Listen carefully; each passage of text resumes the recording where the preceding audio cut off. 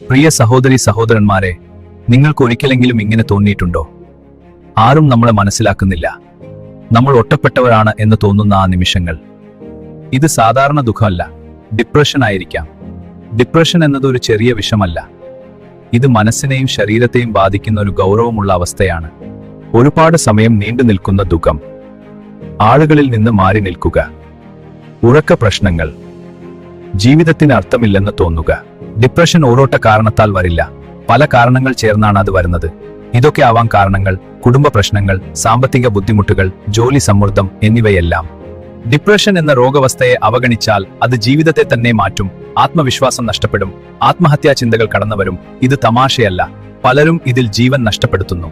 ഡിപ്രഷനിൽ നിന്ന് പുറത്തു വരാനായി ആദ്യം തന്നെ ആരോടെങ്കിലോട്ടും തുറന്ന് സംസാരിക്കുക. നമ്മളെ സ്നേഹിക്കുന്ന ഒരാളോട് തുറന്ന് പറയൂ. സുഹൃത്തു, കുടുംബാംഗം അല്ലെങ്കിൽ കൗൺസിലർ. ദൈവത്തോട് സംസാരിക്കുക.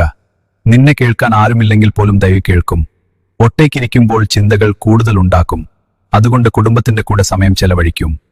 മറ്റുള്ളവരുടെ ജീവിതം നമ്മുടെ ജീവിതവുമായി ഒരിക്കലും താരതമ്യം ചെയ്യരുത്. അത് നമ്മുടെ മനസ്സിനെ കൂടുതൽ സങ്കീർണതയിൽ എത്തിക്കും. നിനക്ക് തോന്നുന്നുണ്ടാക്കാം ഇത് ഒരിക്കലും മാറില്ല എന്ന്. പക്ഷേ അത് സത്യമല്ല. ഇതൊരു ഇരുണ്ട രാത്രിയാണ്. പക്ഷേ ഇരുട്ടിന്റെ മറനിക്ക് സൂര്യൻ വീണ്ടും ഉദിക്കും. നീ ഈശോക്ക് പ്രിയപ്പെട്ടവനാണ്. നിന്റെ ജീവിതത്തിന് വലിയ അർത്ഥങ്ങളുണ്ട്. നീ ഇപ്പോഴെന്ത അവസ്ഥയിലാണെങ്കിലും നീ ഒരക്കല്ല. വിശ്വാസം കൈവിടരുത്. ഈ വീഡിയോ കാണുന്നതിന് ഇന്നു മുതൽ ഒരു പുതിയ തുടക്കം തുടങ്ങാൻ സാധിക്കട്ടെ. വീഡിയോ ഇഷ്ടമായാൽ വേ ടു പീസ് എന്ന യൂട്യൂബ് ചാനൽ സബ്സ്ക്രൈബ് ചെയ്യുവിൻ. Praise the Lord.